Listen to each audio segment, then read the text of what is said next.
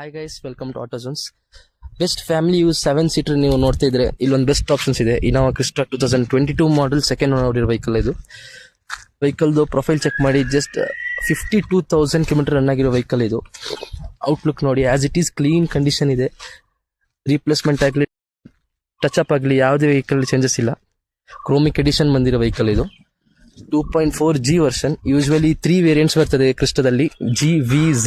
ಇದು 2.4G version. ಅದಲ್ಲಿ 2022 model second owner, just 52,000 kilometre driven ಆಗಿರೋದು. ಟೊಯೋಟಾದು ಮೇನ್ ಅಡರ್ ಲೈನ್ ಏನಂತಂದ್ರೆ ರಿಯಲಬಲ್ ಇಂಜಿನ್. ಕಿಲೋಮೀಟರ್ ಚೆಕ್ ಮಾಡ್ಬೋದು. ಜಸ್ಟ್ 52,675 ರನ್ ಆಗಿರೋದು. ಜೆನ್ಯುವನ್ ಕಿಲೋಮೀಟರ್ ಇದು. ಯಾವುದೇ ಟ್ಯಾಂಪರಿಂಗ್ ಏನಾಗಿಲ್ಲ ವೆಹಿಕಲ್ ಅಲ್ಲಿ.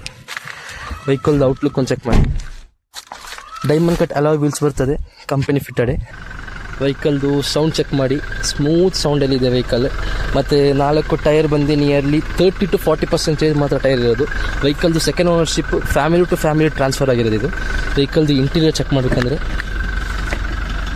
ಕಂಪನಿ ಫಿಟ್ಟೆಡ್ ಸೀಟ್ ಕವರ್ಸ್ ಬರ್ತದೆ, ಸ್ಟೇರಿಂಗ್ ಮೌಂಟ್ ಸಿಸ್ಟಮ್ ಬರ್ತದೆ.